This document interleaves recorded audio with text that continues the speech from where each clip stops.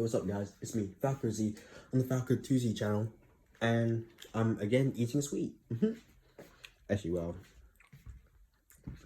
in a previous short that I recorded, I was eating chocolate, and I just decided to record it anyway, but whatever. Anyway, I watched a video recently that was talking about the problems with women in anime, and I'm just a bit, I don't know, I guess, upset about the stuff they were saying, I guess.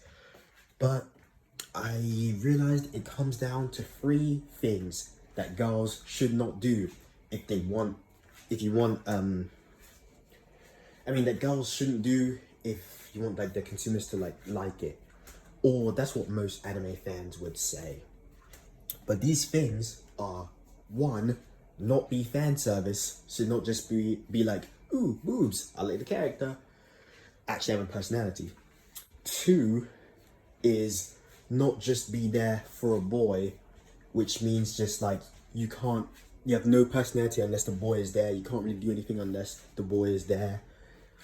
And 3 is have your own drive and have your own goals.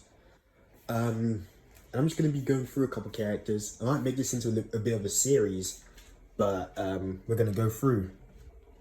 I'm kind of gonna take like some things that they said from the anime they said. So let's start with My Hero Academia. How we go Uraraka, because she's the main female lead. Oh, she's the main female character. Is she fan service? I feel like only closer to the beginning, like when they first show her hero costume. And okay, actually, before I go through anything, I need to say, actually, it's gonna ruin it, whatever. Okay, I don't think it's fan service if your costume is sus. I feel like the only thing you can say if your costume is really revealing is that, like, oh, whoa, that's a very revealing costume, you shouldn't be like that. But saying that's immediate, like, fan service, like, no. After you say that, it's kind of just, like, a problem with the character, but then that's it, move on from it. Like, you can't do too much about it. Like, if you're not exactly zooming in on those parts, you can't really call it fan service. You kind of just like, oh, it's a bit weird in this revealing costume, and that's it. Like, no. Also, if the character has big boobs, like if they don't like zoom in on it or anything, if they don't jiggle or anything, and just have big boobs, like that's not really their fault. It's like maybe you shouldn't have given them big boobs, but like they do have them. So like, what can you do now? It's like, build with decision. But now what? Can't consider it as fan service. I feel like it shouldn't be as big of a like con as like this character's fan service. So yeah. Alright. Spent 1.5 minutes on that. Well, it's very important. But anyway, back to My Hero. So the thing with Uraraka is obviously the costume is a bit like risque because it's, you know, skin tight bodysuit. But after you get past that, you know, little issue, she's not really fan service, which is good.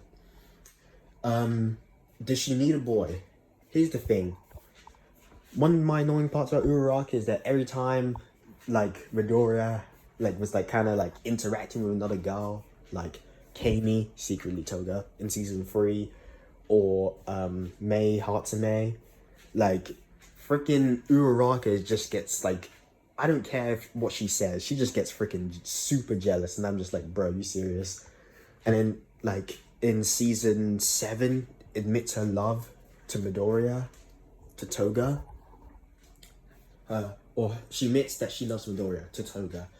But then, like, after, doesn't really say too much. Like, in season 8, like, we kind of get a good, like, they're really good friends, and they care about each other. But, like, yeah, that's it. Oh, wait, actually, no, was it? No, that was in the different ending. Okay, so just for the anime, you don't really get too much on it. So, she's half and half for that. And then does she have her own drives and goals? I think she does. She's one of the main ones that they do flesh out in the anime. Like, in the manga, they go on, like, most of the other students and say specifically what they want to become heroes. But in the anime, they specifically focus, one of the main characters they focus on, besides, like, the biggest one, like Midoriya and Bakugo, is Uraraka, you know, wanting to help her family out. It's pretty cool. So, yeah, I think that one's fine. So, overall, I think Uraraka has enough points to pass. Like, I feel like you have to get a majority of these and I'd say that she has half of the first thing, let's just say, half of the second thing, let's just say, and fully the third thing, which is 2 out of 3. So she's safe. Let's go on to, I don't know why I think about her a lot. Mikasa Ackerman from Attack on Titan. So, well, it's good that I explained the rules already, but whatever. Anyway, so, is she fan service? Nope. She's hot, but she's not fan service, which is the best kind of girl. A girl that's hot, but isn't fan service. So, yeah, she checks that one. Does she need a boy? Yes. And does she have her own goals? It's been a bit since I watched AOT. Kinda. Protecting Eren. I think it just intertwines too much. I'll give her half, but that means that she has 1.5 out of 3. So I guess it's up to you guys to decide if Mikasa passes being a good female character or not. Also wanted to ask you guys what you think about like kids being sexualized in anime. I think sometimes it's not too crazy and people overreact, but sometimes it's just should not happen, like, at all. Like, under like a certain age, there should be absolutely nothing. But I think because Japan, like, isn't the age of consent like lower than 18? I think that's why they start, because obviously we think like 18 adult, and then like, let's just say it's a 19-year-old doing some like sexy stuff. We're like, ooh, you know, it's completely normal, completely fine. Like, I get that, but because their age of consent might be lower, they might think that stuff for like a lower person. I think it's 16 now. It might have been like 13 at one point. But what I'm saying is that those teenagers, they might like show in that sense that we show like out like 18 plus people with. So that's why Japan might be doing that. And I feel like no one's trying to even consider what people are thinking.